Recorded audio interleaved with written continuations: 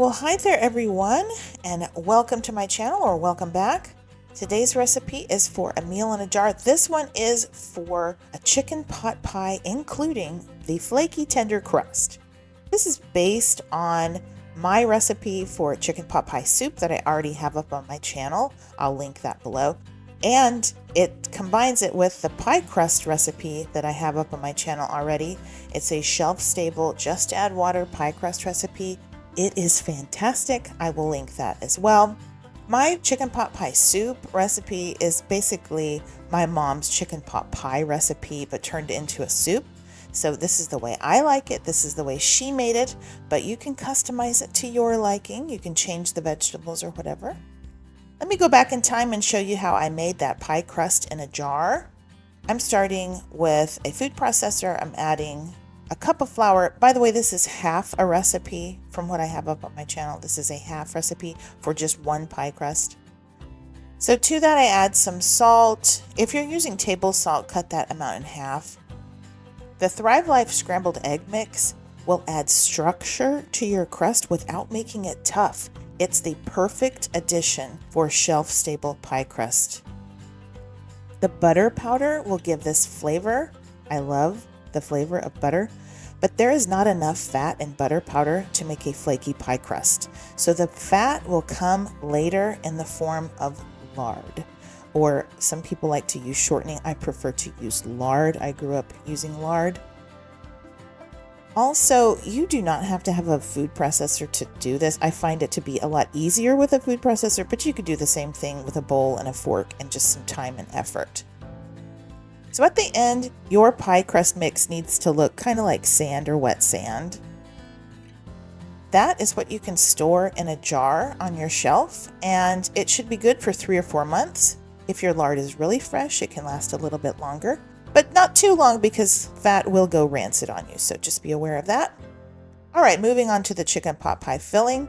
I'm going to start with a quart-sized jar because I'm going to make about 4 servings here. And I'm going to rotate things that are kind of chunky and things that are powdery. Just go back and forth a little bit. I've got the chicken in there. Now I'm adding like half of the bechamel sauce. Then I'm going to add some potatoes and the rest of the bechamel sauce, just so the powder settles down into the spaces there. Now, if you don't want to include the chicken in this recipe, then don't. You can leave out the chicken actually and add rotisserie chicken whenever you cook it. That's an option for you. Freeze-dried meat can be pretty expensive, so I know some people that think this is cost prohibitive to make it with the meat, and so that is definitely an option for you. You could put together this entire thing of, kind of like a chicken pot pie helper meal and just add fresh chicken whenever you go to make it, or add rotisserie chicken. That is something that I do just to help cut down the cost. But I kind of like having the chicken in there too, just because it's a complete meal all in one jar. All right, these are the vegetables that I like to add: carrots, celery, onions, and then corn and peas. But that's up to you. You can customize that. You can change out some things if you prefer. Add green beans instead of peas, whatever you like. Now these seasonings are just kind of regular old seasonings: chicken bouillon, salt and pepper, thyme. If you don't have the time, just leave it out. And if you're going to store this for a good amount of time, go ahead and add an oxygen absorber. So this is the jar that you could store on your pantry shelf. And the idea here is, if you try this recipe and you like this recipe, go ahead and assemble 3 or 4 jars at a time.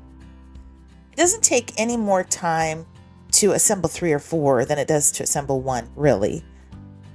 And that way you'll have them on your shelf just ready and waiting for you. When you're ready to make this meal, it's super easy because it's a just add water meal. So you'll get out a large skillet or a soup pot, add the contents of the jar to your skillet, and then just add water. So I'm adding about 4 cups of water here.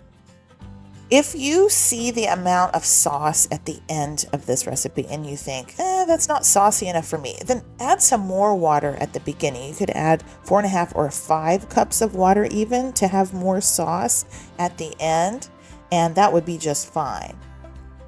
After we cook this on the stove, We are going to put it in a casserole dish and bake it in the oven with the crust on it, so it does get even thicker and it dries out a little bit more. So just keep that in mind as you watch this recipe. So you'll want to stir this really well. Make sure your sauce powders are incorporated into that water. And then you'll just get your heat on. You'll want to bring this to a boil at probably a medium heat. Nothing too high, just a medium heat. In the meantime, you can make your crust. You'll get out that jar, empty it into a medium-sized bowl, and then you're going to add ice water. And it kind of depends on the humidity, it depends on your elevation, but I added 2 tablespoons of ice water to my pie crust mix, and it was perfect. You want to get it to where it kind of starts to form a ball, basically.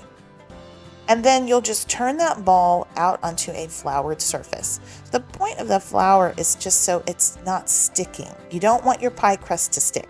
You don't want it to stick to the surface. You don't want it to stick to your hands. You don't want it to stick to the rolling pin.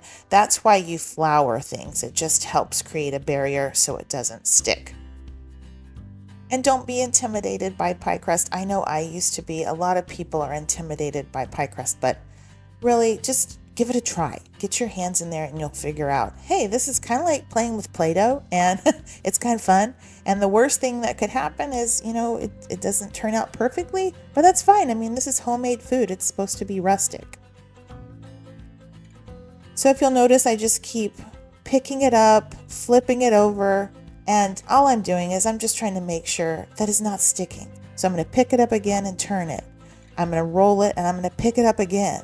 And I just want to make sure that this is not going to stick to the counter and tear. Now, it actually does that a little bit, but it's not that big of a deal.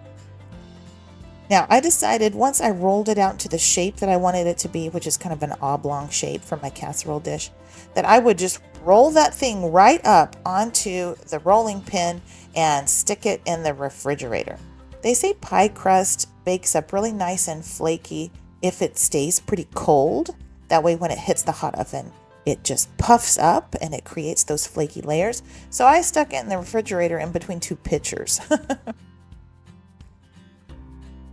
And in that amount of time, that was exactly the amount of time I needed to bring my mixture to a boil. So that was just behind me on the stove and it was coming to a boil. I reduced the heat to really like a medium low, like a 2.5 out of 10 on my stove.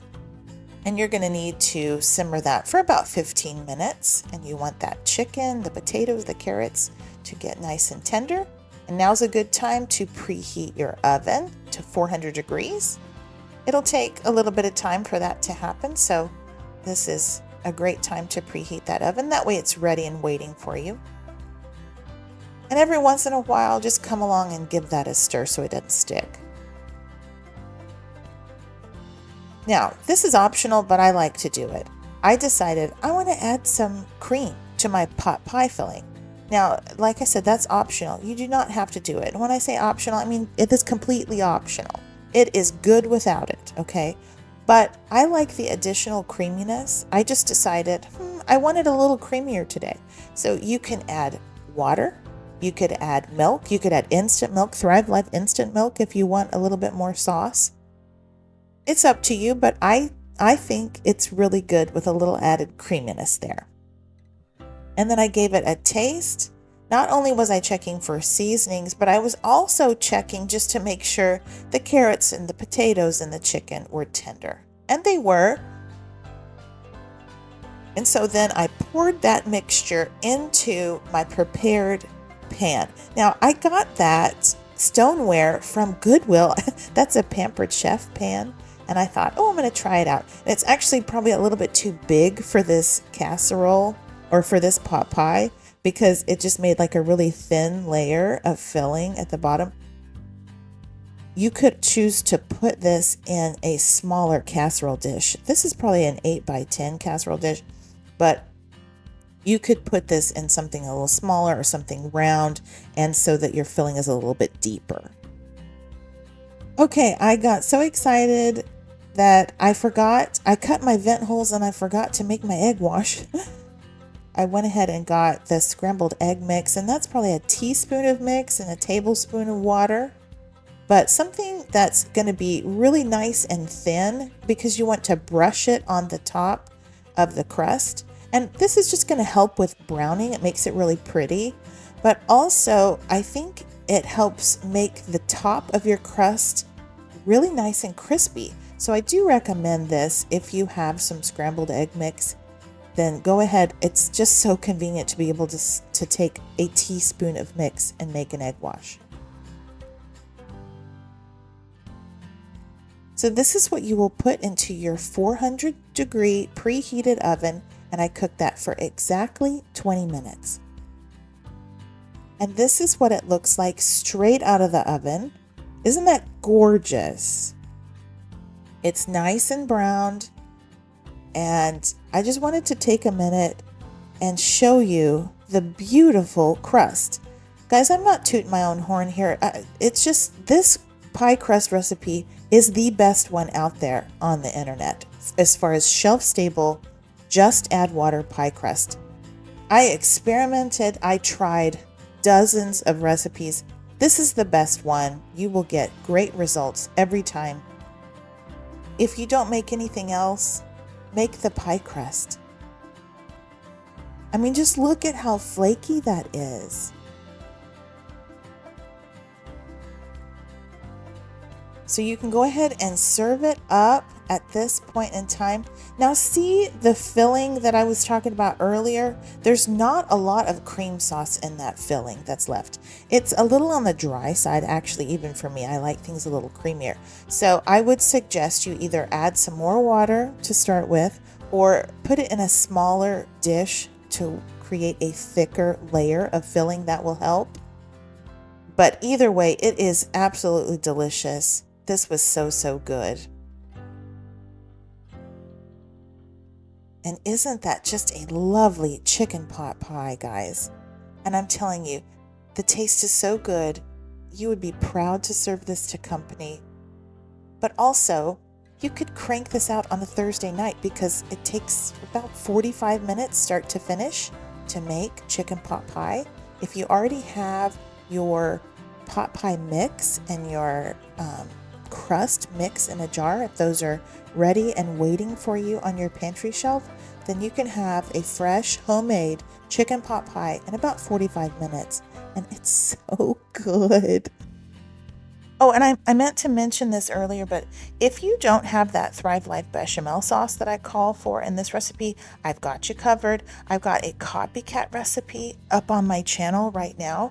It is delicious. It's easy. I will link that in the description box below. It seems like Thrive Life is always out of that ingredient. It's a limited time ingredient, and so I've got you covered there. I hope this recipe demonstrates just how wonderful it can be to eat from your food stores. So, meals in jars, they don't have to be boring. They don't need to be bland. They don't have to be repetitive either. I've got like 160 videos up on my channel at this point, and that's a lot of variety for you to choose from. Also, eating from your food stores, it can save you money if you think about it, all right? So the majority of the ingredients featured in this video, I bought years ago when the prices were less. So that's the beauty of this lifestyle. We store what we eat what we store, and then we rotate it constantly. I always leave the full recipe in the description box below. And also I leave my shopping link because I do sell the Thrive Life foods. So, if you see some of these things and you think, hey, I want to try it, if you click on my shopping link, then I will get a small commission on your purchase, but at no additional charge to you. Okay, guys, thank y'all so much for watching. I do appreciate you. Thank you for the likes and the comments and the subscribes. And y'all, I just pray you have a blessed day. And until next time, y'all take care and keep thriving.